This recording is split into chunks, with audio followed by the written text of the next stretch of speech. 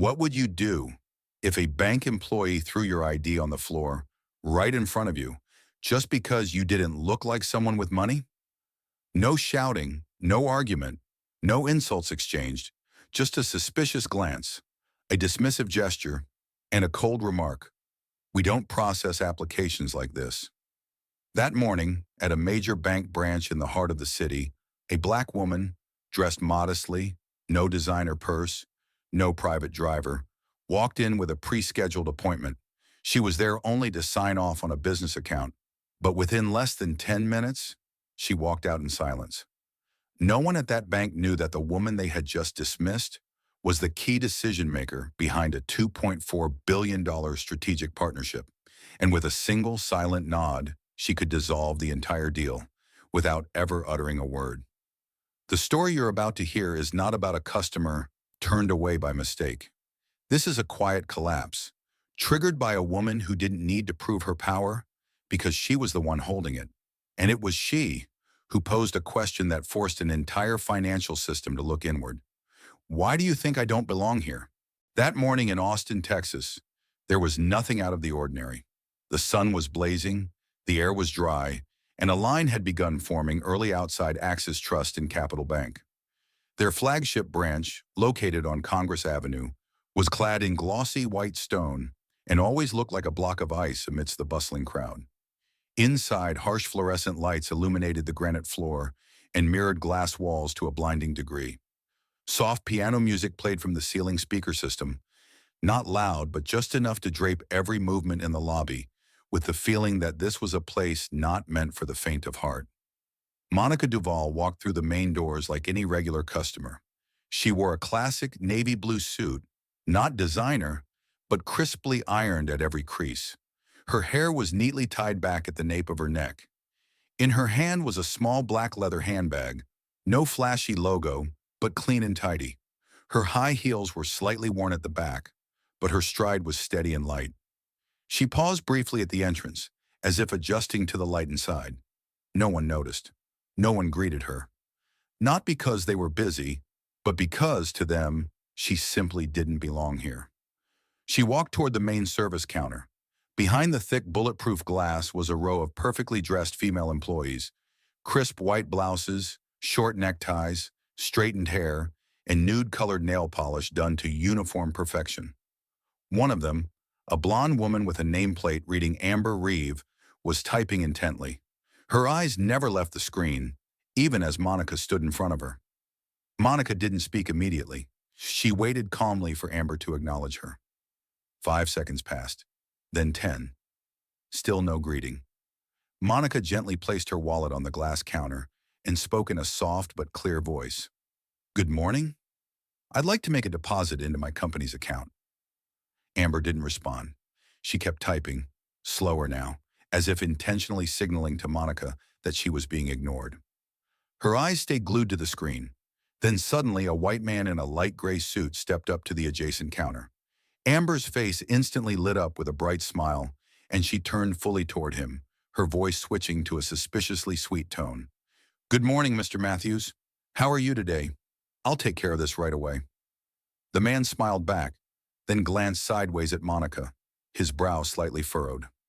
Monica didn't move. She turned to Amber, still maintaining her courteous tone. "I have a transaction that needs to be completed today. Here are the documents, and here is my ID." She placed her identification card on the glass counter, along with a large envelope containing paperwork. Amber finally turned back to look at Monica, her eyes flicking quickly from head to toe, from the slightly scuffed shoes to the brandless handbag, then stopping on Monica's deep brown skin, as though that was the most suspicious detail of all. She picked up the ID with 2 fingers, as if handling something dirty, and glanced at it indifferently. Then, without a word or a flicker of expression, Amber tilted her hand and dropped the ID card onto the floor. The sound of hard plastic hitting the stone floor rang out sharply in the silent lobby.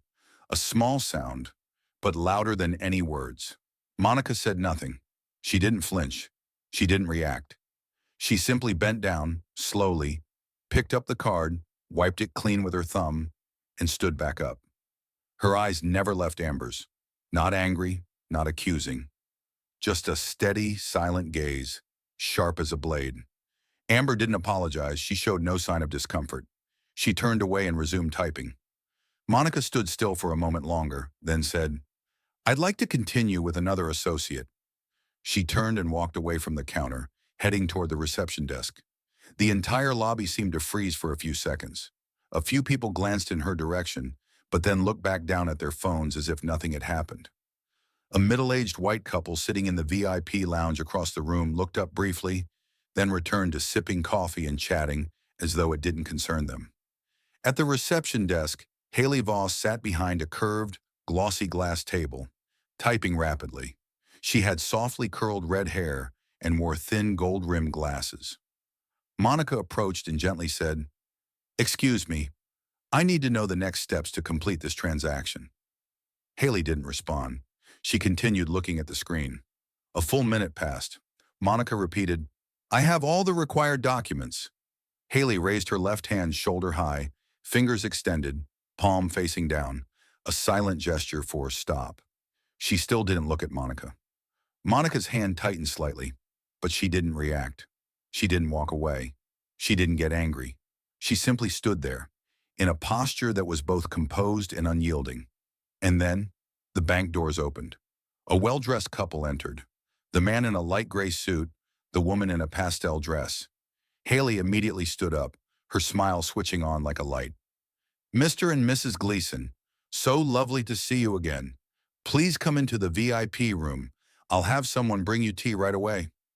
Monica stepped aside to give way. No one thanked her. Haley didn't look at her. The couple passed by as if she were invisible. At that moment, Monica glanced down at the floor, where her ID card had landed just 10 minutes earlier, and she knew that there was no need to shout, no need to argue, no need to assert power, because she had already seen what she needed to see. This system, from teller to receptionist, was built to trust visible wealth more than the actual worth of a person. She took a deep breath, turned, and walked back toward the teller counter once more. Every move she made now was no longer a simple banking transaction. It was an observation, a test, the first step toward what was coming next, something neither Amber nor Haley could ever anticipate. And in that silence, everything had already begun to change. Monica Duvall returned to the reception desk with a calmness that was hard to describe, as if her very gaze had drained all surrounding noise, turning that space into a sealed chamber where only she, Haley, and the system's apathy existed. Monica stood upright, shoulders square, holding her bag politely in front of her, as if preparing to meet a high-ranking official, even though she knew she was about to be rejected once more. Haley Voss looked up briefly when she saw Monica's silhouette returning. In that instant, Haley's eyes changed, not just cold indifference like before, but something more defensive, as if the woman's return was an unspoken threat. But then her expression reverted to its familiar professional mask, the faint smile surfacing like it had been pre-programmed for difficult clients. Monica said gently, "I've come back to complete my transaction. I have all the required documents. If you could kindly direct me to the appropriate person, I won't take up anyone's time." Her voice wasn't raised, wasn't shaky, wasn't pleading, just clear and calm, to the point that it made the surrounding silence almost deafening. Haley didn't respond immediately. She looked at Monica again, this time for longer, then asked, "Do you have an appointment?" Monica shook her head. "I believe simple deposit transactions don't require one." Haley pressed her lips together, tapped something on her keyboard, then said, "Please wait in the area to the right. I'll let you know when it's your turn." She gave no specific direction, didn't look at Monica again. Her words came out like an automated announcement. Monica slowly walked toward the seating area, choosing a spot not too close to others, but still within line of sight. She sat down, gently placed her bag on her lap, sat upright, eyes not on her phone like everyone else, but fixed on the counter, gaze not judgmental but clearly devoid of faith. In front of her, a white man around 50 years old had just entered. Premium cotton shirt, deep blue silk tie, slicked back silver hair. He walked in and was immediately greeted by Haley with a warm, enthusiastic voice. "Good morning, Mr. Prescott. Please come into the VIP room. I'll notify the appropriate associate right away." Monica wasn't surprised. She had seen this happen once this morning, and now it was happening again. The unspoken policy. If you don't look trustworthy, you don't need to be served. None of the staff made direct eye contact with Monica, but from her peripheral vision, she occasionally caught a stolen glance from behind a computer screen. Not long after, a young couple entered. The woman wore a beige pencil skirt, white silk blouse, and deep red high heels. The man wore a pinstripe suit. They didn't take a number, didn't queue up, yet Haley still greeted them warmly, smile turned up to full brightness. "Hi, Ellie. Closing on the house today? I'll take you upstairs right away." Monica silently watched them step into the elevator. A male employee passed by the seating area, glanced at Monica, then looked down to read her name tag, as if checking credentials. But then he walked on without saying anything. Monica took a deep breath. She was used to this kind of silence. The kind with no insults, but where every look, every withheld smile, every carefully chosen word carried the same message. "You're not someone we're willing to serve." Across the room, a casually dressed but tidy white woman stepped in and asked the receptionist, "I'm here to make a deposit." Haley smiled and immediately pointed her to counter number 3. No appointment requested, no document check, no follow-up questions. Monica leaned back slightly, beginning to listen, not to sounds but to the energy of that space. It was like a theater, roles already assigned. Who's the VIP customer? Who needs monitoring? Who should be ignored? She sat there cast as the invisible one. And the saddest part was, she wasn't surprised. This wasn't the first time. It was only happening now in a place where professionalism should have been the ultimate rule. 2 young women stepped out of the elevator, both in Axis Trust uniforms, but one was white, the other a woman of color. The white woman, blonde, bright smile, was greeted by customers as she walked by. The other, wearing a name tag that said Mia, nodded gently, eyes never meeting anyone's, as if she had learned how to stay unnoticed after months of being ignored. Monica noticed Mia, not because she stood out, but because she was all too familiar.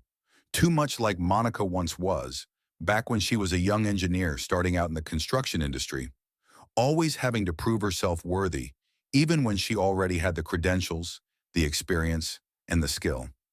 And Monica wondered, had Mia once placed her ID on a counter too, only to see it drop to the floor? A soft announcement came over the speakers. "Next customer, please proceed to counter number 5. Monica stood up and walked toward the counter, but no one called her name, and Haley still didn't look at her. The person called was an older white man in jeans and a polo shirt, carrying nothing but an envelope. Monica stopped midway, then turned back to her seat. Each step back felt like a retreat in a battle she never started. A black boy, around 10 years old, wearing a school uniform, entered with his grandmother. Monica saw the boy walk past, his innocent eyes scanning the surroundings. When his grandmother inquired at the front desk about paying school tuition, Haley responded quickly, but pointed toward a notice in the distance. "Tuition payments are now handled at the East Side branch. You can call the hotline to schedule an appointment." No one was behind them in line. There was no reason to redirect them, but Haley still did it, as if by reflex, pre-programmed. Monica watched the boy leave, his black shoes clicking softly on the stone floor, and she felt her heart tighten, not for herself, but because she knew that the feeling of being ignored, judged, pushed aside, was already finding its way to those too young to understand why. Monica's hand tightened slightly, her gaze no longer serene. It began to take on a resolve, not the kind to fight, but the kind that refuses to walk away without leaving something behind. She looked up at the ceiling. The fluorescent lights still glared white. The piano music still played on softly, but no piece of music could erase the sound of plastic hitting the floor from an hour earlier. Monica knew that soon she wouldn't need to argue, demand justice, or wait for an apology.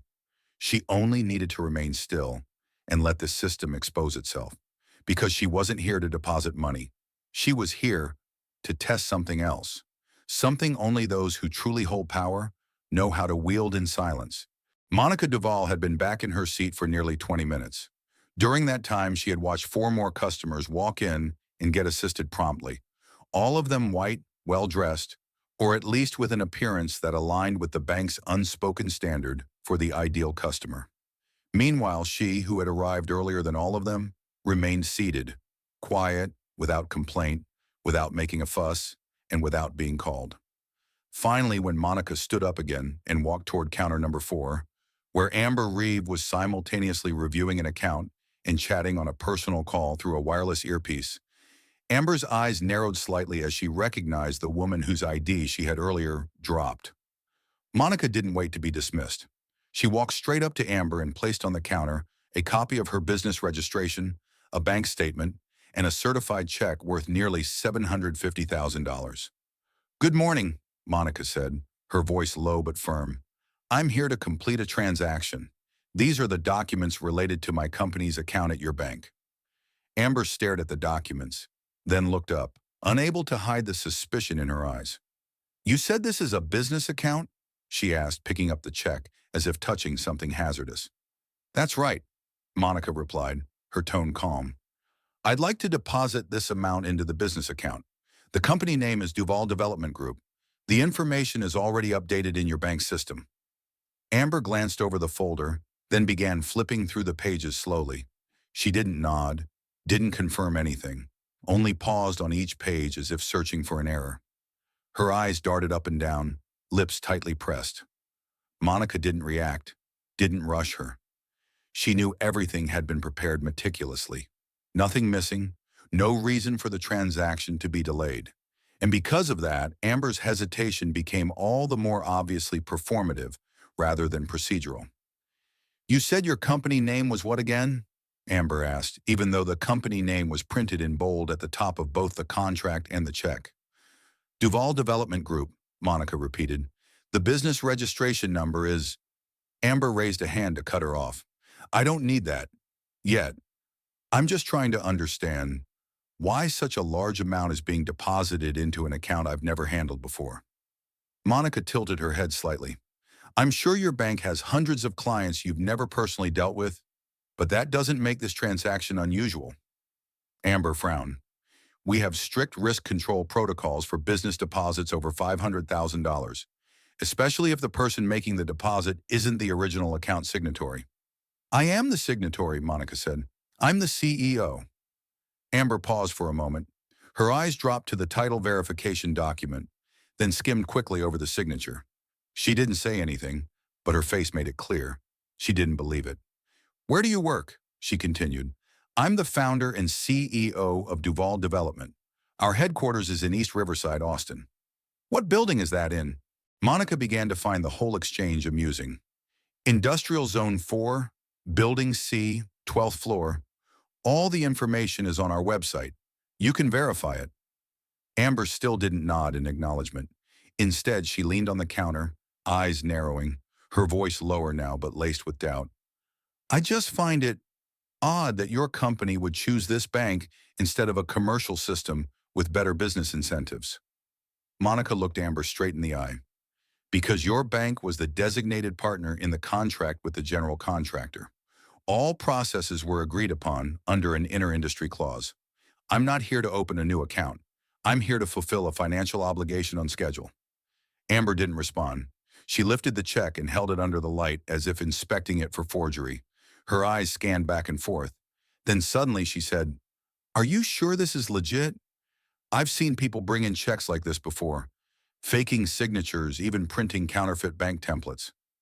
Monica's hand clenched slightly, but her voice remained steady. "This check is issued by Hillbrow International Investment Bank. You can verify it in your system. It has been cleared. I have the validation letter if needed." Amber nodded slowly, as if begrudgingly. She tapped a few keys on her computer, then turned and spoke quietly to another female staff member behind her. Lacey, a woman who seemed to be Amber's close friend during the morning shift. But instead of whispering, Amber made sure her voice was loud enough for Monica to hear. "Hey, take a look at this. Doesn't it look like one of those fake checks that crowd brought in last time?" Lacey glanced over and smirked. "Yeah, probably one of those CEO business cards, but the account's in the red situations." They giggled softly together. Monica heard every word. She said nothing, but this time her hand was no longer gently resting on the counter. She clenched her fist, then relaxed it. Her eyes locked on Amber, not with anger, but with a gaze like steel, cold and unwavering. "Please verify it through your system," Monica said, her voice firmer this time. "I'm not asking you to assess my character. I'm asking you to process a confirmed financial transaction with the proper documentation." Amber froze for a second, her lips pressed tightly, then she turned back to the computer and began entering a few commands. No one laughed anymore. Both Monica and Amber knew the situation had shifted, if only slightly, and that slight shift was the difference between an apology and a scandal this branch wouldn't want to face. Amber didn't apologize, but she didn't say anything else either. She started inputting the data, slowly, deliberately, as if dragging it out to regain control. Monica stood still, eyes fixed on the screen. She said nothing, didn't react, but her calm resolve was a statement in itself. A statement that said she knew exactly what was happening and she would no longer tolerate it.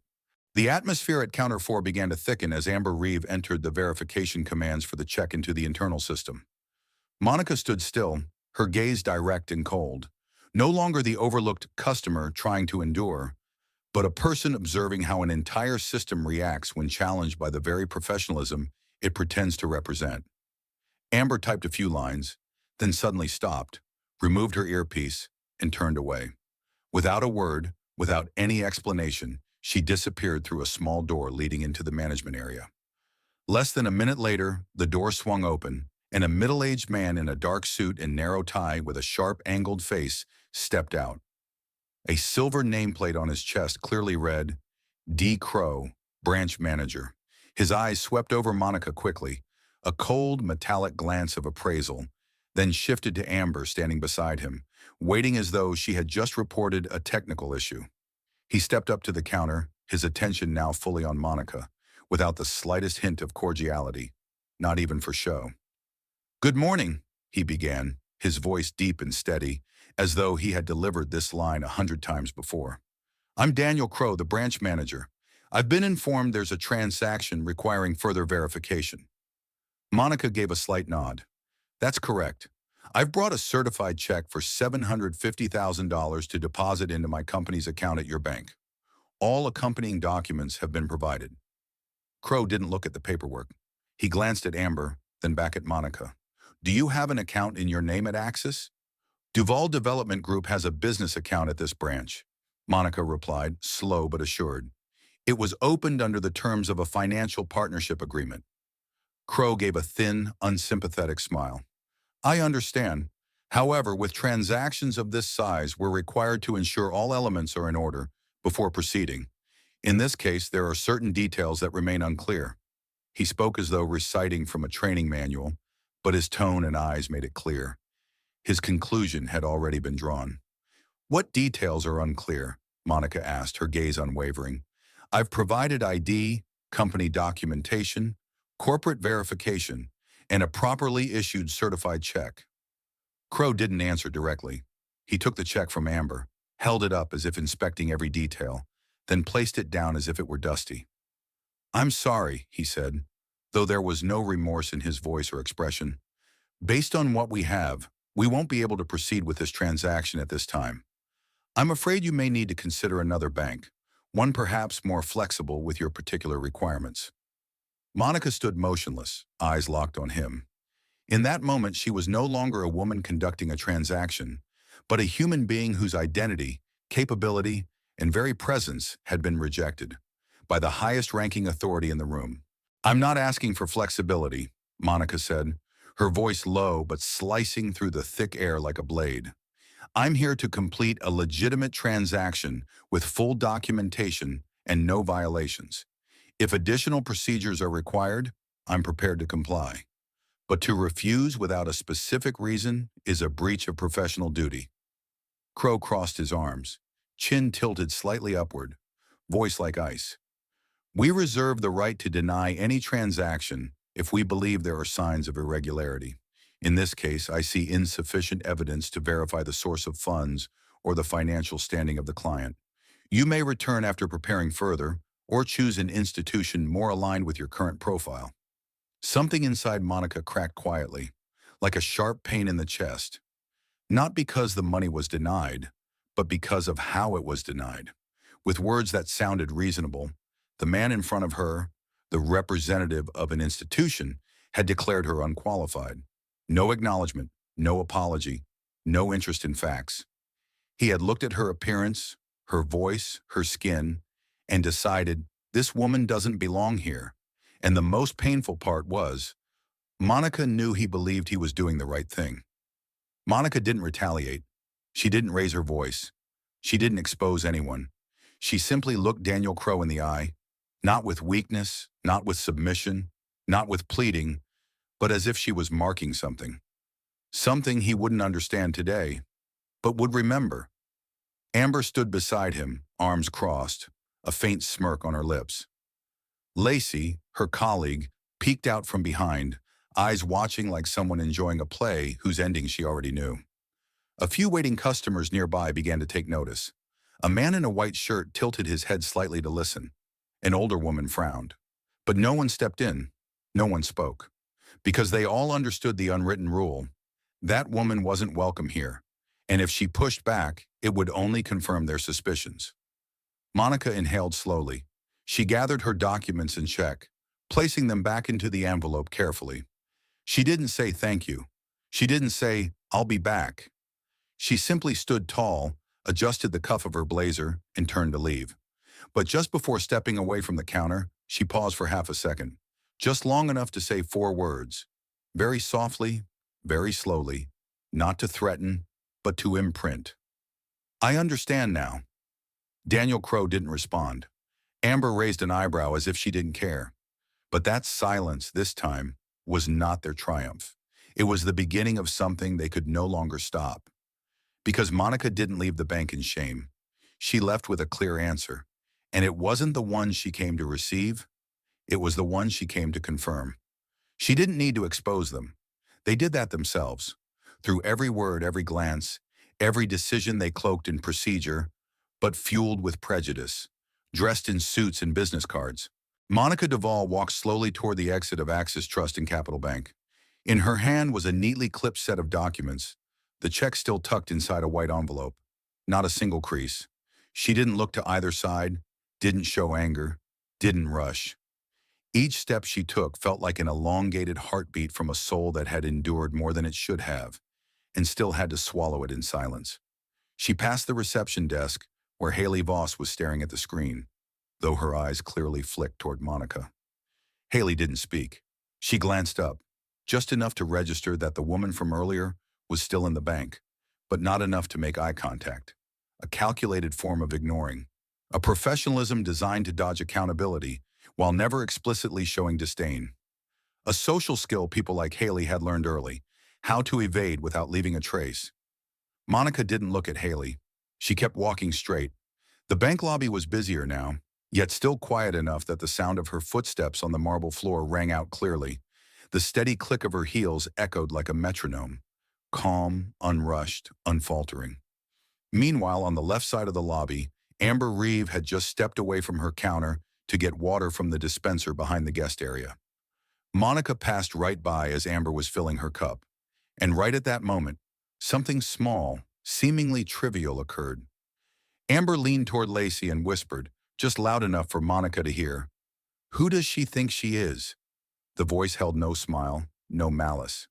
It was smooth, like something rehearsed, repeated many times before, only swapping the name, the face, the outfit, while keeping the message intact. And that was the most chilling part. There was nothing unique about the contempt. It happened too often, too easily, and too casually. Lacey didn't respond, just curled one side of her mouth in vague agreement. But the message was clear. Monica stopped walking, not suddenly, not dramatically like in a movie. She simply stopped. In the middle of the wide hallway, lined with white stone tiles, where the ceiling light cast a soft halo beneath her feet, she turned her head slowly, eyes locking directly on Amber, the source of the words. Amber looked up, briefly froze when she realized the gaze wasn't drifting. It stayed. Director, quiet, but sharp as glass. Monica didn't move closer. She didn't ask, "What did you just say?" like someone weak trying to spark an argument. She didn't need confirmation. She had heard it, and more importantly, she understood it. A few glances in the lobby shifted toward them. No one spoke, but people were watching, not because of a scene, but because of the eerie silence. Monica let a few seconds pass, just enough for the tension to settle. Then she spoke. Her voice was low, clear, but not loud. "You'll remember this moment." That was all. Nothing more. No threats. No explanations. No warnings. A sentence devoid of emotion, but it dropped like lead onto the glossy bank floor. Amber's eyes widened briefly, then she forced a thin, awkward smile as if unaffected. But something in her expression had changed. Lacey didn't move. Everyone nearby, staff behind the counters, customers in the waiting area, none of them laughed. And that lack of reaction was the clearest sign that something had just shifted in the room. Monica didn't linger. She turned and continued walking. The exit ahead glowed brightly under the midday sun, but Monica felt no warmth.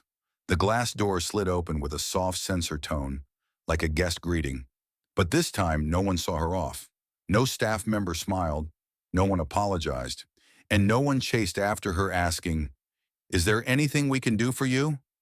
She left the bank, not as someone defeated, but no longer as someone silent. Behind her, the whispers began to spread, not from the employees, but from the very customers still seated. A middle-aged white woman shook her head and said to her friend, "She seemed very respectable." "I don't understand why they treated her like that." The other paused, then nodded. "Yeah." She looked extremely professional. No words loud enough to spark a protest, but enough to confirm they had seen. And for now, that was enough. As she walked away from the bank, Monica didn't take out her phone, didn't text anyone, didn't call. She let the wind move through her hair, let the Texas sun burn onto her skin, not from the heat, but from the weight of silence pressed on her for the past hour inside a place called a professional financial institution. She passed a coffee shop. Through the window, she saw three young men in construction uniforms laughing over iced drinks. She didn't know them, but in that moment, she saw the image of the first work crew Duval Development ever hired, the ones who had believed in her when no one else thought a black female engineer could lead a major project. She paused. Her eyes shifted to the four-story building across the street, the Axis Trust branch still visible behind clear glass, looking upscale but now resembling a large display case, preserving inside a culture she was no longer willing to stay silent about. And in her mind, a thought began to form, not erupting like rage, but settling quietly, like a structure she'd been designing all along. She would return, not for revenge, but for change. That afternoon, Austin felt wrapped in a thin layer of cloud. The scorching sunlight from the morning had faded, but the air remained dry, as if the whole city was holding its breath, waiting for a rain no one could say for sure would come. Monica Duval didn't go home. She didn't stop anywhere.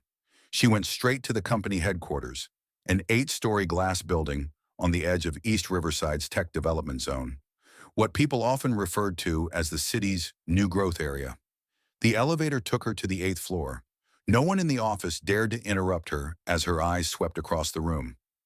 Monica didn't raise her voice, didn't complain, but everyone could tell one thing: she had just returned from a meeting she didn't want to talk about. And that alone made the office, usually warm with the sounds of clicking keyboards and soft laughter, feel a little more frozen. Her office door closed. All sound from outside was completely sealed off by the heavy soundproofing installed since the company's founding day. In that space, lit only by sunlight pouring through the large windows, Monica walked straight to her desk. On it was a thick folder, neatly clipped in a brown leather cover. At the very center, marked with a slim yellow note, was the final page of a contract, the strategic agreement between Axis Trust and Capital and Duval Development Group, valued at $2.4 billion. Monica pulled her chair back, sat down, and placed her hand gently on the folder's cover. She didn't open it immediately. She let it sit there, her eyes fixed on the view outside the window.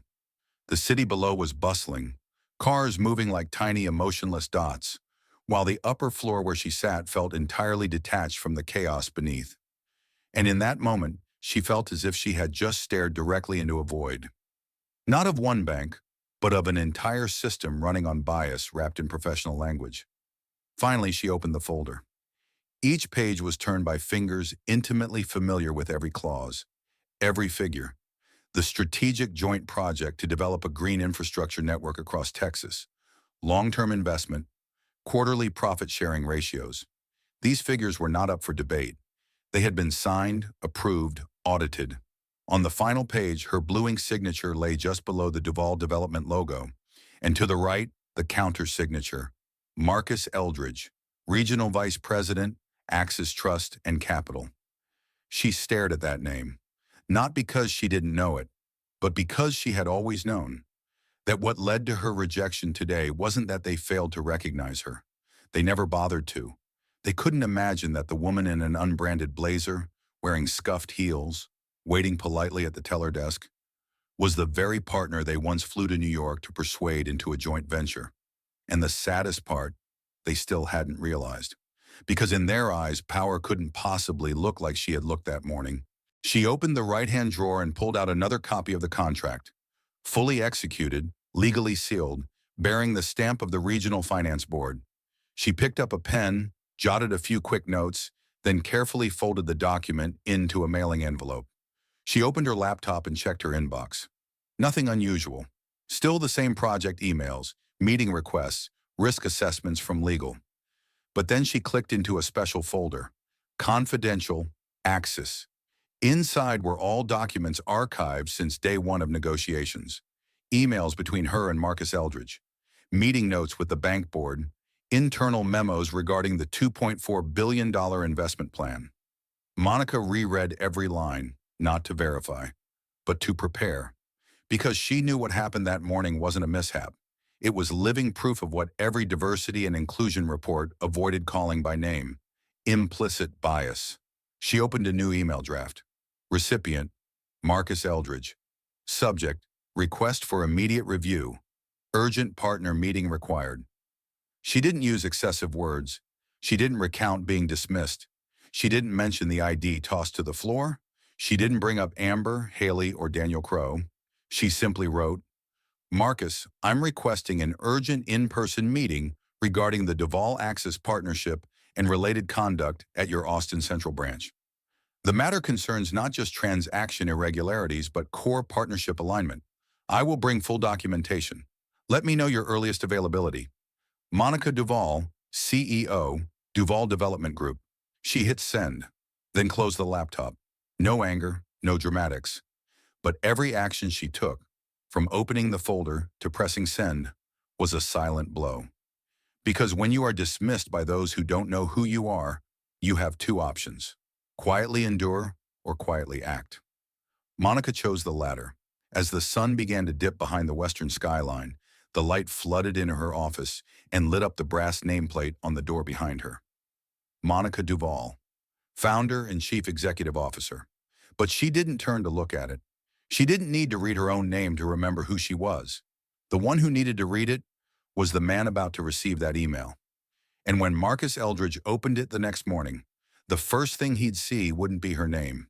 It would be his responsibility to a $2.4 billion agreement he was about to compromise because of biases carried out by employees he never thought to monitor. And this was only the beginning. The next morning, Austin was still dry and sunny, but there was something unusual in the air. The Axis Trust headquarters opened early as usual. Front desk staff powered up their computers, prepared coffee, adjusted their ties.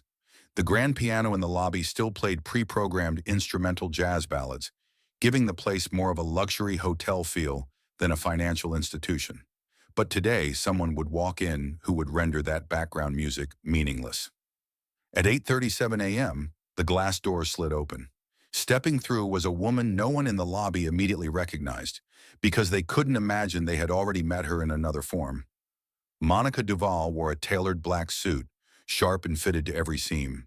Her white shirt beneath was crisp and spotless, her black heels polished to a shine, her hair neatly pinned at the nape of her neck.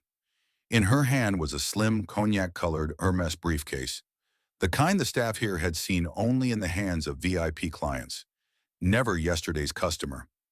She entered neither fast nor slow, but with purpose, each step on the marble floor ringing out with deliberate clarity. The morning receptionist, still Haley Voss, was mid-phone call when her eyes caught the figure. She froze for a heartbeat. Something felt familiar. Something cold ran down her spine. Haley couldn't place it immediately. The outfit was too different, the presence too commanding. Gone was the cheap handbag, the worn heels, the soft-spoken tone that had once waited politely in the middle of the lobby. The woman now approaching clearly belonged to another class, and Haley rose instinctively. "Good morning," she said, trying to maintain composure. "How may I assist you today?" Monica looked her directly in the eye, without smiling, without nodding. She placed a business card on the counter. Haley looked down. The pen in her hand froze midair. Monica Duvall, CEO, Duvall Development Group. Her head snapped up. That name wasn't unfamiliar. That company wasn't unfamiliar. Haley had seen it printed on the contract board in the meeting room last month. One of the largest strategic partners the region had ever signed. The very client management had said must be protected at all costs. And now the woman she had once told appointments only was standing in front of her, revealed in full. "Please, hold on a moment. I'll notify Mr. Eldridge right away," Haley stammered. Monica gave a subtle nod, said nothing more, and stood waiting, back straight, face calm, eyes unmoving. The door behind the desk opened. A mid-level employee rushed in, whispered something to Haley, then vanished. 1 minute later, the second door, the one leading to executive offices, swung open, and out stepped Marcus Eldridge himself, regional vice president. He wore a charcoal suit, Italian leather shoes, tall and imposing like a general in a banking empire, known for its hierarchy and chill professionalism. But the moment his eyes met Monica's, his entire expression changed in an instant. Gone was the confident, cool demeanor, replaced by a stunned awkwardness he couldn't quite mask. "Miss Duvall," he stuttered, quickly walking toward her. I didn't expect. I thought we were meeting at headquarters." Monica tilted her head slightly. "I thought after what happened yesterday at the Austin Central branch, it would be more appropriate for me to appear in person."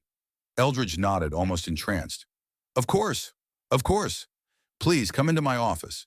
I'd like to address this matter immediately." As they walked into the back, eyes followed them. Haley stood frozen behind the counter, pale as paper. No one said a word. They didn't need to. Everyone understood. The storm had arrived, and it came in on silent heels. Inside Eldridge's office, Monica placed her briefcase on the table and pulled out full copies of the project file, contracts, confirmation letters from the investment board, audited financial reports. She presented it all like a seasoned executive dealing with a standard business partner. Not a single word about the dropped ID, not a syllable about Amber or Crow, and that precisely was what made Eldridge even more uncomfortable.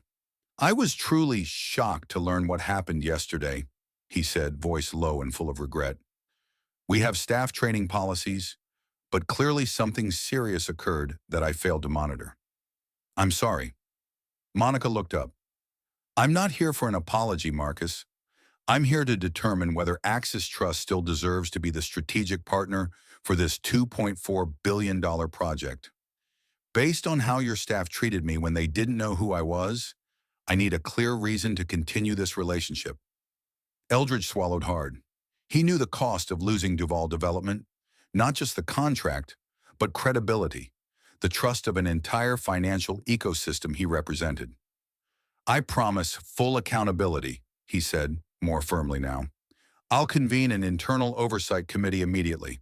Security footage, client logs, testimonies, everything will be reviewed. I won't allow anyone to destroy what we've built." Monica didn't smile. She nodded. "I hope so, because from this moment forward, this matter won't stay behind closed doors. It will be in the public eye. And I, Marcus, am no longer staying silent." The meeting ended without a warm handshake. Just two people, one in power, one once dismissed, facing each other, both knowing that the balance had shifted permanently. Monica left the office and stepped back into the lobby one more time. Haley was still at the counter, pale. Amber Reeve, on duty that afternoon, passed by and caught Monica's gaze. She froze, then turned away. Lacey, from a distance, avoided eye contact entirely, but they all saw it clearly.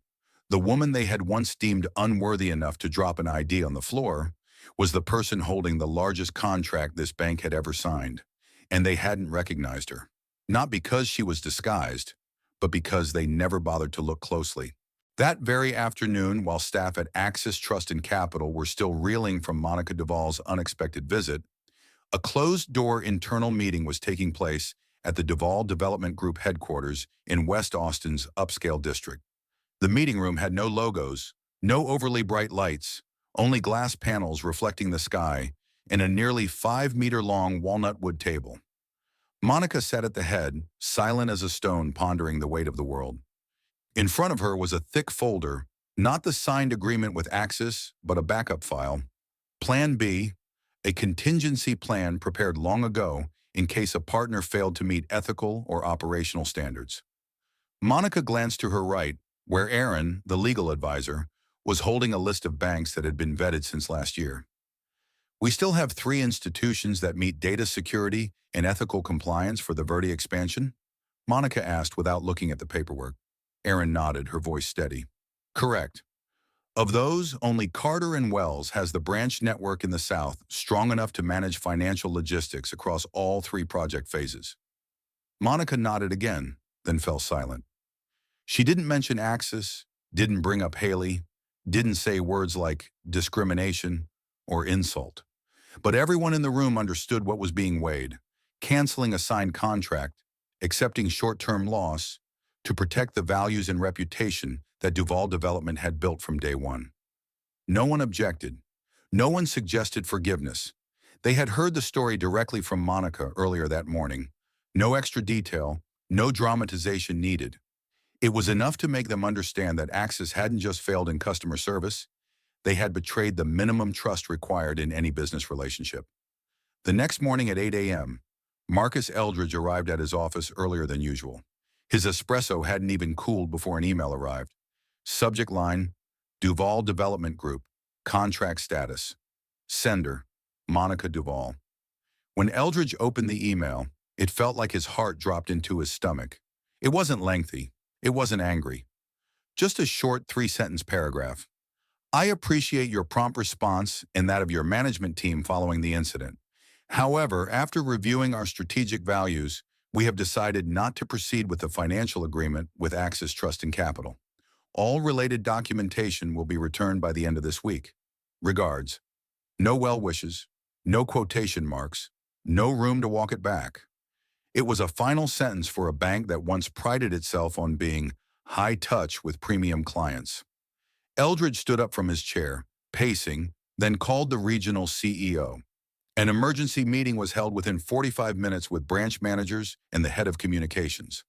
In that room, no one said Monica's name aloud, but everyone knew what they had lost: the trust of a nationally significant partner they had spent all of last year trying to win. The executive team tried to soften the blow, suggesting, let's renegotiate, proposing a tailored incentive package, or even use community relations to rebalance perception. But Eldridge shot down every idea, because he knew, once Monica withdrew in silence, there was no recovery. This was no longer about contracts. This was about dignity. And in this game, Axis had shot itself in the foot. Meanwhile, at Duvall's headquarters, Monica continued working as usual. She made no public announcements, no LinkedIn post, but a single action rippled through the business world. The Duvall Development Group sent private emails to all 38 of its major real estate and infrastructure partners, informing them that all financial transactions will be transitioned to Carter and Wells starting next month, in accordance with our ethics policy on client and staff treatment. The email never mentioned Axis by name, but anyone in the industry understood the implication. And within 24 hours, 7 partners in related sectors began signaling account withdrawals from Axis. At that point, Eldridge could no longer stay composed. He knew he had to do what every leader dreads: initiate a public internal reckoning. A directive was sent across all branches, mandating a full review of client service procedures, complaint handling, and especially the behavior of receptionists and tellers. The name Amber Reeve appeared first in the supervisory report. Next came Haley Voss. Within a week, both were suspended without pay pending investigation. But for Monica, the matter was already closed before they were ever dismissed. For her, the signature that withdrew from the contract, that was the real sentence she handed down to a system that never bothered to see who she was before deciding how to treat her. And then, in a strategic meeting at Carter & Wells headquarters, Monica sat beside the bank's new CEO, a Vietnamese-American woman named Lynn Tran, and signed a new agreement valued at $2.4 billion to be distributed across 3 development phases of the Verde project. When the final stroke of the pen was complete, she didn't smile, didn't celebrate. She simply said, "We're not just building cities, we're building a new standard for how people are seen." That sentence was recorded in the internal meeting minutes, but a young staffer quietly shared it on Twitter with the caption, "I didn't know who she was when she walked in, but when she walked out, I knew I had just witnessed a statement of justice that needed no courtroom." The tweet went viral with thousands of shares in 48 hours. Monica never responded. She never spoke publicly. But the country had already begun calling her by a new name, the silent signature. Over a week into the internal crisis, Axis Trust and Capital entered what finance insiders sarcastically dubbed soft loss week. There was no spectacular collapse, no arrests, but everything they lost couldn't be measured in immediate numbers. It was measured in the slow erosion of trust from within. On the 6th floor, home to the bank's legal and internal control division, the head of procedural security, Timothy Braswell, was tasked with personally reviewing all surveillance footage related to the morning Monica Duvall visited the Flagstone branch. In a dark room secured by 3 layers of access, with only 2 large screens displaying timestamps from that day, Timothy inserted a USB into the bank's internal storage system.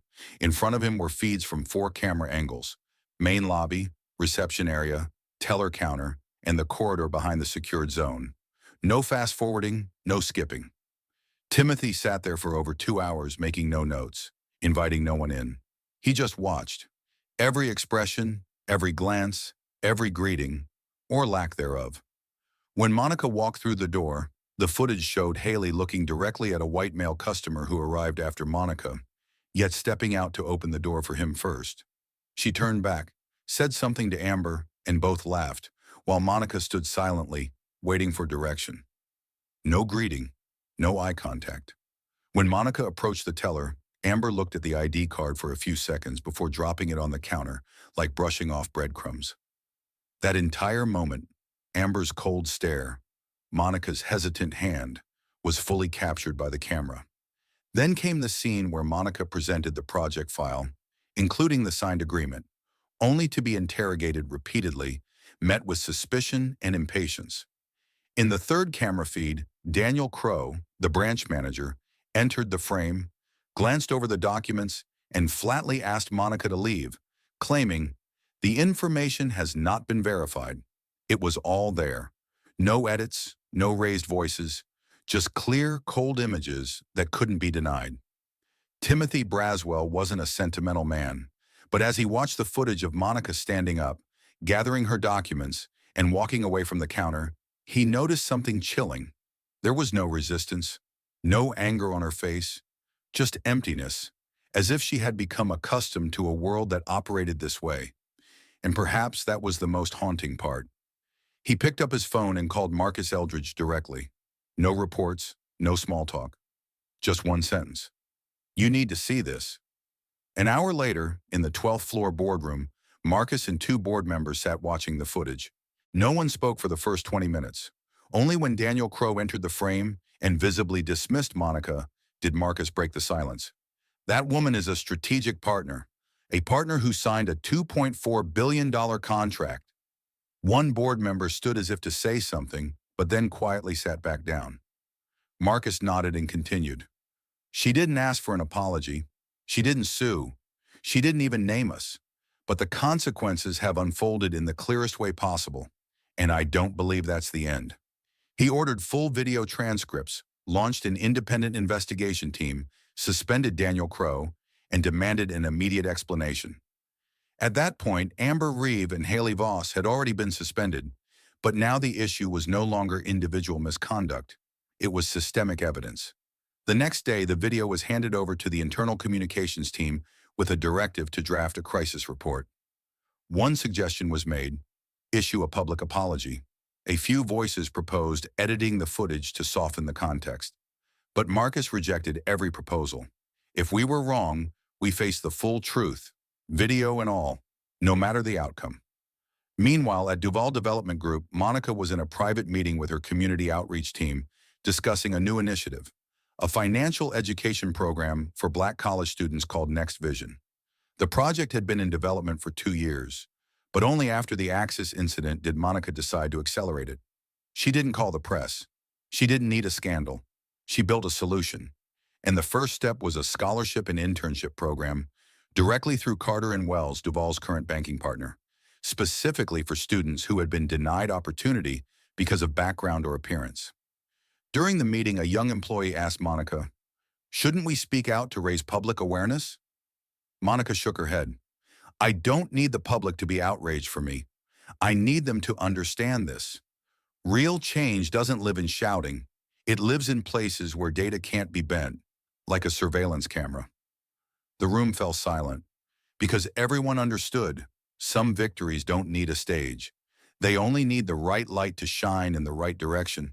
3 days after the surveillance tapes were reviewed and confirmed, Marcus Eldridge called an emergency system-wide meeting, something he had never done in his 17 years at Axis Trust and Capital. The meeting was held virtually, with mandatory attendance for all branch managers, heads of customer service, recruiting leads, and the entire internal training team.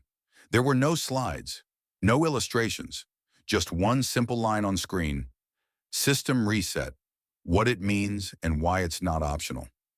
Marcus appeared on camera, no tie, eyes slightly sunken, not angry, but unmistakably clear. This wasn't a discussion. This was a directive. He began with a question. How many of you have ever judged a customer solely by their appearance, before they even said a single word? No one answered, but everyone knew it wasn't rhetorical.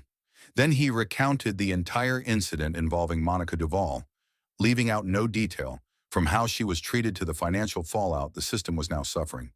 He paused for a few seconds, then declared, "As of today, Axis is no longer the Axis of last month. We're redefining the entire system, from ethical scoring, service benchmarks, to promotion procedures. Everything will start over, or you are free to walk away." The air was tight, like a drawn string. Then he introduced the plan named Reset Protocol 1.0, consisting of 6 steps. 1. Temporarily suspend the entire VIP client reward program until the system can verify no bias exists in how general clients are treated. 2. Rebuild the employee training model based on behavior, not just sales skills. 3. Implement anonymous customer evaluations via hallway surveillance footage. No interaction required. 4. Establish an independent feedback unit not under the control of branch managers. 5. Require every employee, from receptionist to senior management, to undergo a 45-day professional ethics retraining program. And finally, 6. Publish a public statement. Not a generic apology, but a specific, measurable commitment with a timeline. Not a single part of the plan was symbolic. Not one line was written to please the public. Marcus ended the meeting with an unplanned closing line. "We're not making this right because we got caught. We're making this right because we've been wrong for far too long." At the same time, Monica Duval received a personal email from a junior Axis employee, someone not directly involved in the incident, but who had read the internal reform plan.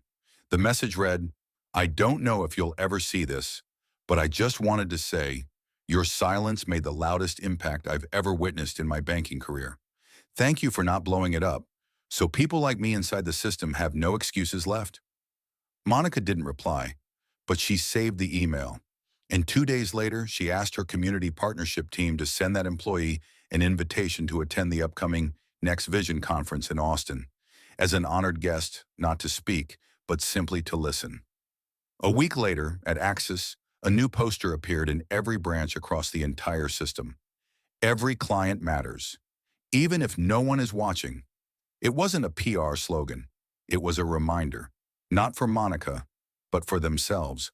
The people who once believed that injustice only happened somewhere far away, only to realize sometimes the biggest system reset doesn't come from within. It comes from a customer they refuse to truly see. Nearly a month after the incident at the Flagstone branch, Monica Duval's name had still never appeared in any mainstream news outlet. No press release, no viral social media post. Yet within Axis Trust and Capital's internal conferences, her name surfaced quietly, almost reverently, as a punctuation mark to an outdated system and as a giant question mark hanging over every individual in the organization. Have you ever done the same thing to someone else and never realized it was wrong? Monica demanded no apology, filed no compensation claim, launched no lawsuit. She simply walked away. And it was that silence that hit harder than any accusation ever could. What made Monica different and what forced them to change was not that she was the CEO of a billion-dollar real estate group. It was that she didn't need to prove it. She didn't need to raise her voice to show her worth. The system itself had to feel ashamed for not recognizing it in the first place. Axis's PR office was handed an unprecedented task to draft an apology that wasn't performative, didn't use legal language, and wasn't designed to protect the brand. Sharon Keller, the seasoned director of communications with over 20 years in crisis management, sat before her screen unable to type a single opening line. Every phrase sounded like a recycled draft of insincere apologies past. We regret the experience. Delete. We value all our customers. Delete. Finally, she abandoned the computer, grabbed a pen, and wrote by hand on paper as if composing a personal letter. What you experienced at our branch was not a mistake. It was a failure, and we own that failure. There was no mention of the system, no blaming undertrained employees. Just a simple acknowledgement. They were wrong and needed to say it. When Marcus Eldridge read the letter, he didn't change a single word. He only instructed that it be printed on heavy stock, sealed in an envelope, hand-signed by each relevant party, and mailed to Monica. No email, no PDF. A real apology, he said, should carry weight and should never be delivered like spam. Simultaneously, across all Axis branches, a new program was launched. Apologies that matter. Each branch manager was instructed to review cases from the past year where customers were misjudged, unfairly denied, or had submitted negative feedback. Not to offer compensation, but to rewrite the narrative. Customers who were once overlooked for not wearing a suit, who were asked, "Are you sure you meet the credit threshold?" who left branches under skeptical stares, were to be contacted again, not with promotions, but with handwritten letters from the very employees who had once received them, if still employed. If not, the letter would come from the current manager, with an attached commitment to corrective action. No templates allowed, no copy-pasting, and absolutely no use of the phrase, "We apologize for any inconvenience." Anyone violating this rule would be removed from the program. At Flagstone, the first letter was written by Camilla Brooks, the new branch manager appointed in place of Daniel Crow. She chose a client named Rachel Moreno, a Latina woman who had once tried to open a small business account, but was turned away because her license was deemed invalid. In truth, the license was perfectly valid, but the employee never bothered to scan the barcode. In her letter, Camilla used no flowery language. She simply wrote, "I cannot change the experience you had here that day, but I can promise you this. It will not happen again. Not to you, not to anyone." That letter was never shared online. But 10 days later, Rachel returned, this time to open a savings account for her daughter who had just earned a college scholarship. She said nothing more. But before leaving, she looked at Camilla and nodded. Camilla knew. The apology had landed exactly where it needed to. As for Monica Duval, after receiving the handwritten letter, she never responded. But she kept it. And a few days later, in a meeting with her community advisory group, she proposed a new budget line for the upcoming quarter. The Social Healing Fund, a fund to support organizations rebuilding trust between communities and financial institutions. No mention of Axis, no reference to the incident, but everyone at the table knew the decision had started with a letter and an apology that was never meant for the public eye. On the first Tuesday morning of the new quarter, the Axis Trust and Capital headquarters in Houston hosted a routine regional market meeting, 2 hours long, attended by branch directors, PR representatives, legal teams, and product innovation leads. Nothing stood out. The agenda was the usual: credit growth, customer experience metrics, onboarding improvements. But at the very end, Marcus Eldridge unexpectedly stepped up to the podium, unscheduled, holding just a single sheet of paper. No laptop, no slideshow. He read aloud one line, in a low, steady voice that needed no volume to command silence across the room. Before you ask someone to prove who they are, ask yourself why you think they don't belong here. There was no applause, no notes taken. But within hours of the meeting, that sentence quietly appeared in various places, etched on branch hotel room mirrors, embedded in internal email signatures, and, most notably, engraved subtly on the lower edge of the new employee ID badge, just beneath the Axis logo. It wasn't a slogan, it didn't replace the company mission statement, but for everyone working at Axis, it became a final checkpoint before any decision. Because it wasn't about skill, it was about essence, the deeper reason why you judge another person. Weeks later, Monica Duvall received a phone call from the Ivy Hill Institute of Financial Leadership, inviting her to participate in the Redesigning Trust Forum, a panel for CEOs who had personally faced systemic bias. Monica declined, but she sent a 3-minute voice recording. In it, she didn't recount her story. She simply said, "I once walked into a place that marketed itself as building financial futures for all citizens. But when I asked one simple question, if I weren't wearing this suit, would I still be helped? No one answered. They just went silent. And that silence told me everything. They weren't ready to see people through the lens of dignity instead of data." Since then, that question became a starter exercise in all new hire orientation sessions. If someone walks in who doesn't look like what you expected, what's your first instinct? Do you want to help or do you want to screen? No model answers were accepted. Each person was told to write down their true response and email it to themselves using their internal address. It wasn't a test, it was a mirror. At a new branch in Atlanta, a front desk associate greeted an older man in a faded jacket and worn sneakers who inquired about opening a retirement account. Before asking, "Do you have your paperwork ready?" she paused. She remembered the question, and instead she asked, "How can I help you today, sir?"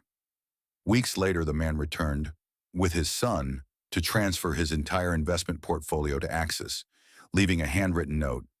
"Because for the first time, I was welcomed as a human being, not a risk profile." The question soon extended into recruiting. During an interview at the San Diego branch, the applicant, a transgender woman, arrived 10 minutes late after being denied entry to the staff elevator. The hiring manager had been ready to cancel, but then he remembered the question, "Why do you think she doesn't belong here?" And the interview went forward, not out of pity, but because it was fair. 6 months later, the woman became regional DEI advisor. In rural branches where bias often hides beneath old habits, the question helped spark conversations that no one had dared to initiate before. One employee named Peter confessed to dismissing a black client on site, assuming he probably had credit issues. Peter later admitted, "I didn't check the system. I just looked at him and judged." It was Peter who then proposed modifying the training checklist to start with. What's the first thing you do when a client walks in? Forcing people to face their own instincts before blaming the system? By year's end, Axis released an internal report spanning over 120 pages, never made public. But the first page contained no data, just a single sentence printed in small font. That question is still here, because there are still people who remain unseen. Beneath it were 3 signatures: Marcus Eldridge, Camilla Brooks, and Monica Duvall. No one explained why Monica had signed, but when employees reached that page, they understood. A single honest question doesn't need an answer right away. It only needs to be true enough to change what we do every day after. Perhaps the most frightening thing isn't being misjudged. It's having to stay silent, because deep down, you know no one will listen. Monica Duvall didn't shout. She didn't film a video, didn't write a viral tweet, didn't threaten a lawsuit. She simply walked out of that bank and left behind a question that no one dared to answer. "Why do you think I don't belong here?" And it was that question, not power, not position, that forced an entire empire to take a hard look at itself. We live in a world where people are too often judged by their wallet, their clothes, or the color of their skin. But it's the quiet moments, the look, the question, the action that needs no spotlight, that truly shift the ground beneath us. If you've ever been judged for how you look, if you've ever stayed quiet because you believed your voice wasn't loud enough, then maybe today you're not alone anymore. And if someone watching this video has ever been Monica, overlooked, dismissed, pushed aside, then you are the reason we're telling this story. Share that question. Let it reach the places that desperately need change. And if you believe that dignity should never require a VIP pass to be respected, leave us a comment. Tell us, have you ever been misjudged or watched someone else go through it? And what happened afterward? And if you believe in stories that speak to the heart, hit subscribe so you won't miss the next one. Every subscription isn't just a number, it's a voice for kindness, for quiet justice, and for the truths that deserve to be heard. Drop a comment below. Tell us, what question ever changed you?